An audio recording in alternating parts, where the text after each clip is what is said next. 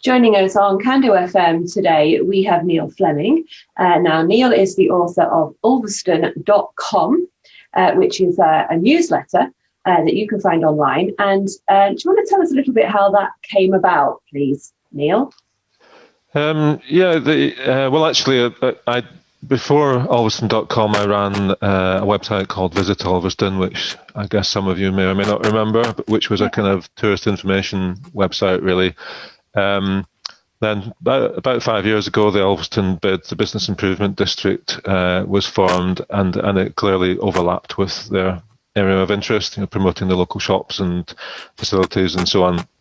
So we basically agreed a split. They would focus on doing that, and I would focus much more on the community aspects of Ulverston. So Ulverston News is really about news about Ulverston for Ulverston people. So in many ways, kind of similar to CanDo FM. Yeah, an information provider, telling everybody what's going on, all the events and all the sorts of things that you can get involved with. Yeah, and a little bit more than that, I would say, and I guess you could say the same with CanDo. We don't just sort of sit back and watch things. We do like to take on some causes. We formed a critical part really in creating the Ulverston Self-Isolation Group at the start of the pandemic last year. That was a group of volunteers essentially that was formed to help people who needed help with shopping and prescriptions and so on. And we used Ulverston.com as a kind of technical platform for that, to manage calls and emails and we created a call logging system and things like that.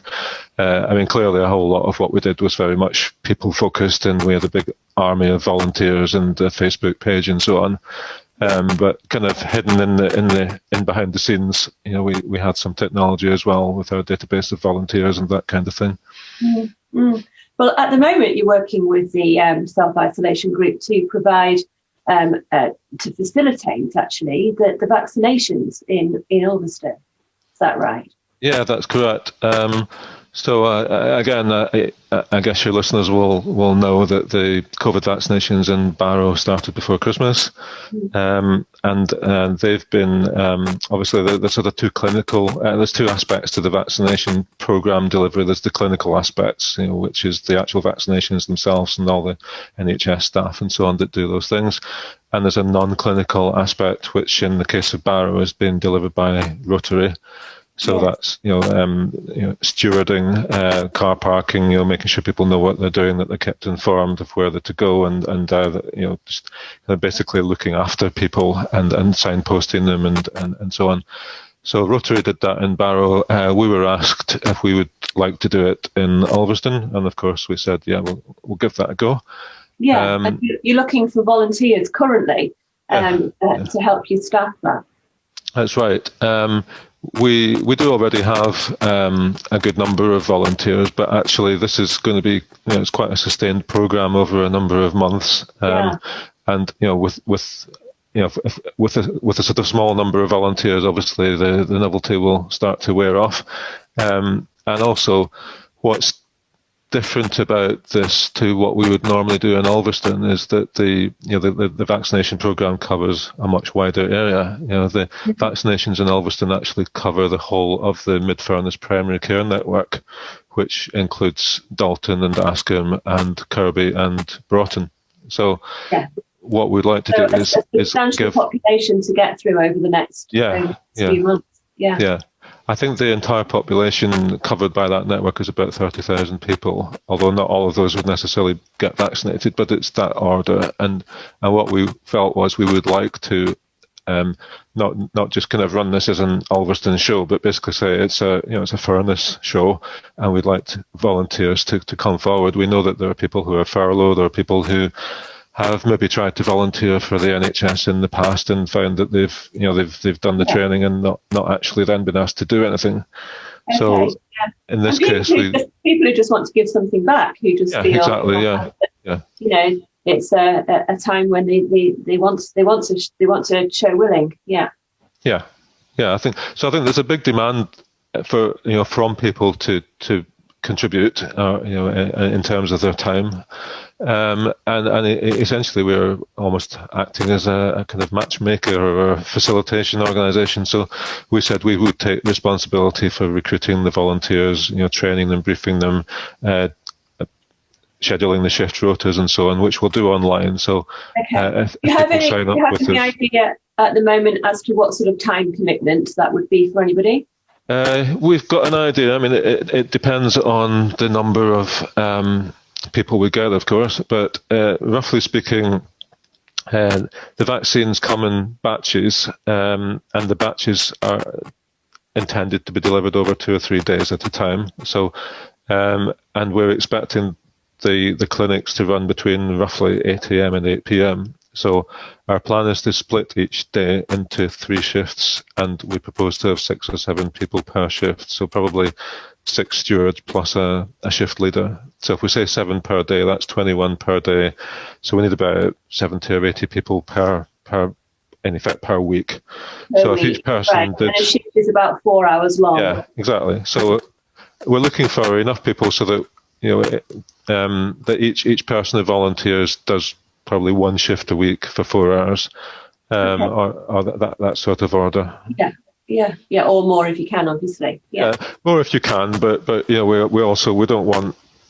we don't want everyone. There are some people just do everything if you let them, and the other people then find that they can never get on. So we're doing a sort of self-service booking system. So you sign up, go through some T's and C's. We need to accept you as being a suitable person. But then each time new shifts come along, we'll let people know that the shifts are available, and you can go online a bit like you book a theatre ticket or book a hotel or whatever, and you pick the shift or the shifts that you want and you book them online. Well, that sounds very straightforward. And it's things like just sitting with people while they're waiting in the queue and organising the parking, and generally just facilitating the organisation of getting as many people through the vaccinations as quickly as possible. Yeah, exactly. And some aspects of it are perfectly normal. Those of you who've had flu vaccinations, the process with that is pretty straightforward. It's slightly more complicated with the COVID vaccinations, and particularly depending on which vaccination you get, there's a waiting time after the observation, so you have to sit and wait for 15 minutes. So we have to supervise that and make sure that people stay for the correct 15 minutes and that they're socially distancing and so on. So there are some kind of important safety aspects that are slightly different to the normal vaccination programs. Yeah. Okay. What about, I did see that there was a call out as well for people who might have some medical training to actually deliver the vaccine. Yes.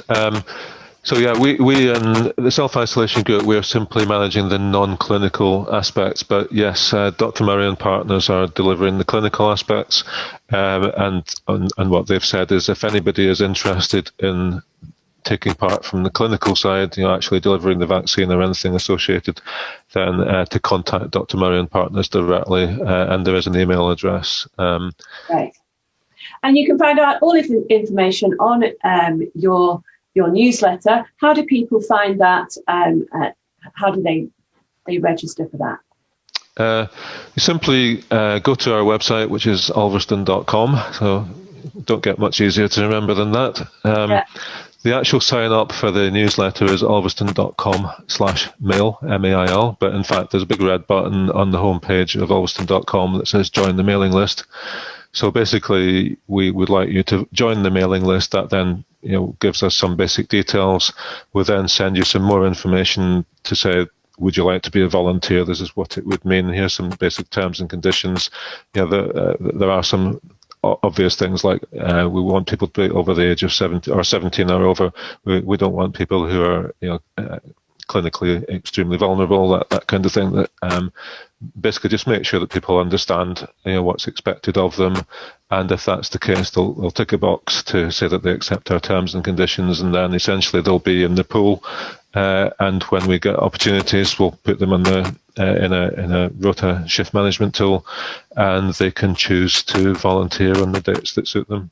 Okay, that's fantastic. Well, thank you so much for joining us on CanDo FM, and we hope to see a little bit more of you in the future, telling us all about what's going on in Ulverston. I look forward to it. Thank you very much.